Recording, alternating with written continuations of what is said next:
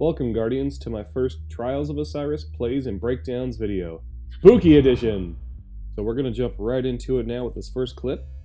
In this round I was flanking, and both teams got a pick at the same time. Thankfully my teammate had the attention of the other two enemies, which allowed me to get a second pick and move into a good spot to assist with the third. Now you'll notice that after I got that kill, I checked behind me to make sure I wasn't getting flanked. Looking around like that is extremely important in a game mode with no radar. It's even more important in a mode where there's no revives, and it makes survival more important than getting the kill. Which is why on the third enemy, I backed off to cover to make sure I didn't die. And since I had the attention of that enemy, my teammate was able to push in and finish him off.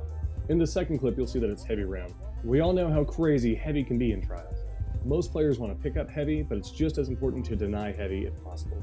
However, you'll see that I pushed forward a little too much and ignored one major contextual clue that ended up getting me killed and put our teammate in a bad situation. Thankfully, he played it safe by staying near cover. He was able to duck in and out, get that first pick, and we were able to communicate properly so he can turn a 2v1 into two 1v1s. Not the ideal situation, but we did the best with what we had.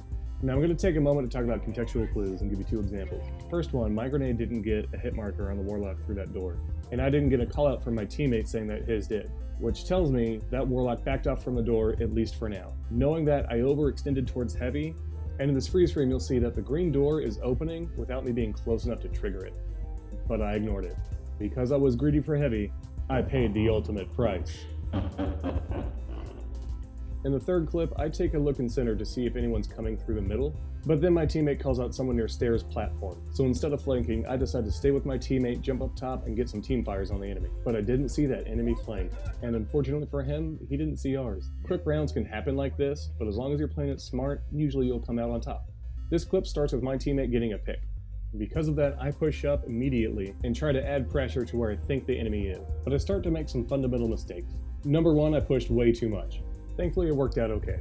But after that, when my team pushed up, I played it too slow, which means it took us longer to get that second kill, and threw me off for the round. I did notice that my teammate was only fighting one person, which means the other was probably flanking. I decide to take a peek through the door, and right as I go towards it, I hear that warlock flew to my right, which means he just jumped up most likely near stairs or platform. And sure enough, when I turn around, there he is. My last mistake is that I pushed with a pulse rifle instead of playing it from cover, like a dummy. So this clip is another heavy round, and I play it really safe this time. You'll see me try to find the flank, but I don't engage him after he gets a shot on me. Instead, I back up, grab the heavy, and as soon as I see that guy drop in front of me, I turn around to re-engage the flank. You see, with no radar, when I ducked out like that, it can be confusing. And because of that, it bought us enough time to grab heavy and gain a serious advantage over the last enemy. But as you see, I place a lightning grenade directly in his retreat path, after priming him with that machine gun. Some may call it luck, but I just say, Kobe! But seriously, no, that was just luck. Now this next clip is a good example of when to use a super defensively to stay alive, and how to utilize vertical space so you avoid getting killed by campers or people around corners, which will give you a little extra edge in situations like that. So in this round I'm flanking, but you see I don't have eyes on all the enemies, so I'm staying back on the stairs just to duck into cover if I need it. And as we get a pick, I start to push up, and the guy who's hiding behind that corner peeks out, and if he hadn't, he would have had me dead to rights. So to engage him, I decide to jump around the corner and give him a little Titan fist bump, but my melee whiffs and I realize I'm taking shots from someone else. It's at this point I decide to go ahead and use my super to 1, stay alive, and 2, get that kill. Had I died right there, it would have put my teammates at a disadvantage because those two enemies were dug in and ready to go.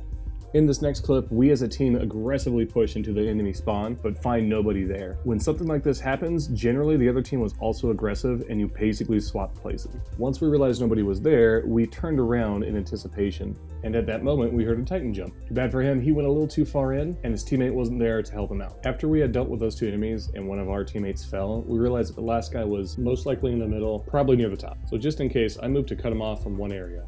And once I was somewhat within a good striking distance, I took a risk and went for it. It paid off and made a cool play, but not really safe. Now this was a fun play.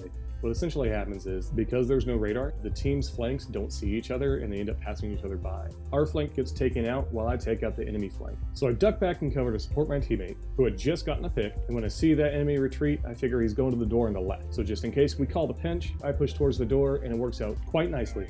Now this clip was one of the sweatiest rounds we had the entire card. This enemy and myself trade shots, and I'm able to clean him up with a grenade, but I was hurt. So I had to back off to regen health. And when I backed off, I knew my teammates were engaged with the other enemies, so that's why I jumped way over the door. That way I can avoid getting hit by any bullets or grenades. Now with my health pack, I notice that my teammate's down in the doorway, and there's a sniper in the back. Then we have this hunter coming in with the last word, pre-firing through the doorway as he strafes across the opening. I had started to push up with my shotgun, but I took a couple hits and backed off immediately. At this point, our down teammate calls for us to push. My live teammate goes one way, so I go the other. Didn't go so well for my teammate, but I'm able to get this pick on the hunter in the back. And here's where the dance begins. We don't have a radar to see each other, so we can't really find each other at first. I miraculously avoid a grenade, he's able to reposition, and then we have a little standoff. So at first, I try to play this safe, but come to realize that safe's not going to cut it. The only way I'm going to win this round is if I go fast and hard, preferably where they can't see me. Since I'm trolling with Juggernaut, I'm able to challenge this Warlock and push in as hard as I can.